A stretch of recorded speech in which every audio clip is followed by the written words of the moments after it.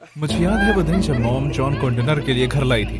वो काफी चमक रही थी। उनकी मुस्कान देखने लायक थी जब उन्होंने उसे इंट्रोड्यूस किया। हम एक साथ काम करते हैं, उन्होंने कहा। उनकी आवाज चहक रही थी।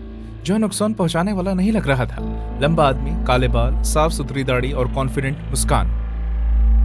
तुमसे मिलकर अच्छा लगा टेरा, उसने अपने हाथ बढ़ाकर कहा। मैंने बिना अच्छा के उससे हाथ मिलाया। उसने आम वक्त से ज्यादा देर तक मेरा हाथ पकड़े रखा। मॉम खुशी की हकदार थी, ये मैं जानती थी। डैड के जाने के बाद वो अकेली हो गई थी और मैं चाहती थी कि उन्हें फिर से प्यार मिले। लेकिन जॉन, वो मुझे पसंद नहीं आया। मेरे डैड की जगह कोई नहीं ले सकता था और जॉन की मुझे बार बार जीतने की कोशिश ने इसे और भी बदतर बना दिया था।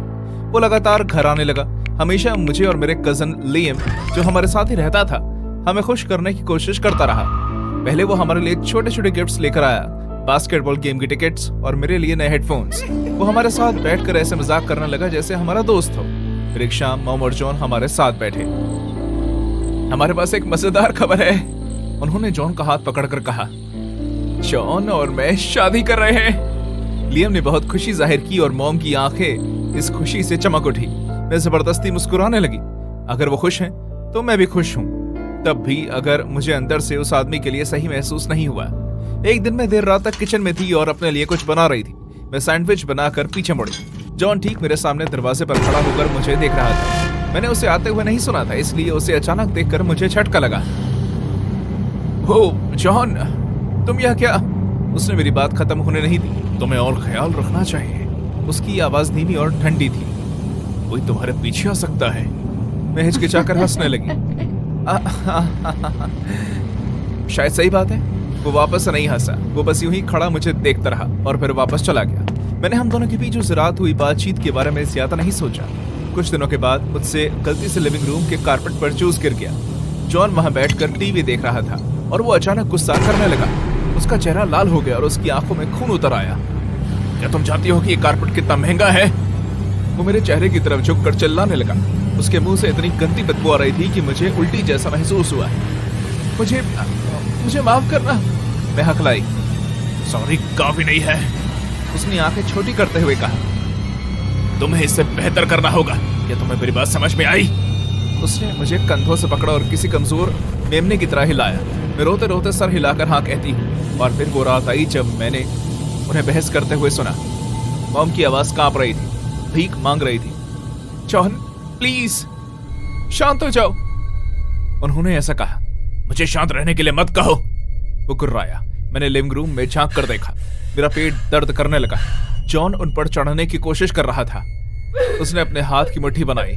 मॉम बहुत ही छोटी और डरी हुई लग रही थी। उनकी ठुड्डी से खून निकल रहा था और उनकी बाजुओं पर चोट के निशान थे। अब बस बहुत हो गया। मैंने जॉन के इतिहास के बारे में जानने की कोशिश की। मुझे उसकी अलमारी में एक पुराने जूते का डिब्बा मिला जिन्हें कपड़ों के ढेर से छुपाया गया था। उसके अंदर नकली आईडीज थी, क्रेडिट कार्ड थे जिन पर अलग अलग नाम लिखे थे और पैसों की गड्डियां। जब मैंने उन्हें इकट्ठा किया तो मेरे हाथ कांपने लगे।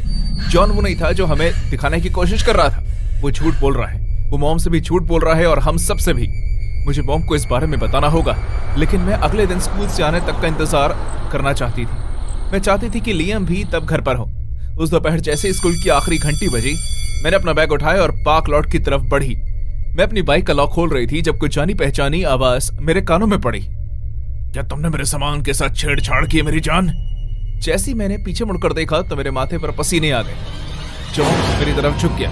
उसके चेहरे पर शैतानी मुस्कान आ गई। टेरा टेरा टेरा, उसने शांत लेकिन डरावनी आवाज में कहा। हमें बात करनी होगी। मुझे तुमसे कोई बात नहीं करनी, मैं उससे दूर जाते हुए कहती। उसने एक कदम और आगे बढ़ाया, जैकेट से एक चाकू निकाला। तुम्हें अपने काम से काम रखना चाहिए था प्यारी बच्ची। पार्किंग लॉट में मुश्किल से ही कोई दिखाई दे रहा था। मैं मदद के लिए चिल्लाई और मेरी आवाज खाली मैदान में गूंजती रही, लेकिन किसी के कानों तक नहीं पहुंची। मैंने भागने की कोशिश की लेकिन जॉन मेरे ऊपर झपटा। उसने मेरा हाथ मोड़ दिया। मैंने उसके खिलाफ लड़ने की कोशिश की लेकिन उसने मुझे अपनी गाड़ी की तरह खींचना शुरू कर दिया। उसने मुझे बोनेट पर धक्का मारा और फिर चाकू की मदद से मेरे कंधे पर वार किया। मांस कटने और खून बहने की भावना किसी को भी अनुभव नहीं होनी चाहिए। मैं समझ गई थी कि अगर मैंने हार मान ली तो यह आदमी मुझे जान से मार देगा और मेरी मौत को एक एक्सीडेंट का नाम मिल जाएगा। मेरे अंदर जिंदा रहने का जज्बा जागा। मैंने उसकी कलाई पकड़ी और जितना जोर से हो सकता था उतना जोर लगाकर मोड़ दी। चाकू जमीन पर गिर गया और मैंने उसे झटके से उठा लिया। छोड़ो मुझे, उसने मुझसे कहा। उसने मुझे पीछे खींचने की कोशिश की, लेकिन मैं उससे ज्यादा तेज थी। मैंने चाकू उसकी तरफ घुमाया, मेरे हाथ कांप रहे थे। वो दोबारा मेरी तरफ झपटा और मैंने एक पल में ही चाकू उसकी छाती में गाड़ दिया। वो पीछे की तरफ गिर गया, उसकी आंखें सदमे से बाहर आ गई और फिर वो पेवमेंट पर गिर गया। मैं वहां खड़ी रही और सांस लेने की कोशिश करती रही। मेरे कंधे से खून बह रहा था। मेरा हाथ इतनी जोर से कांप रहा था कि मैं चाकू भी पकड़ नहीं पा रही थी। एक टीचर भागते हुए मेरी तरफ आई और मदद के लिए चिल्लाने लगी।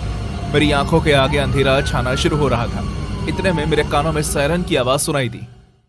टेरा नेवल मामला जीवित रहने और खुद के लिए लड़ने की प्रेरणा भरी एक कहानी है, जिसे ट्रू क्राइम पॉडकास्ट और टीवी सीरीज डर्टी जॉन में बखूबी दिखाया गया है। टेरा, जो डेब्रा नेवल की सबसे छोटी बेटी थी, जॉन मेहान के साथ भयानक मुठभेड़ में अचानक हीरो की तरह सामने आई।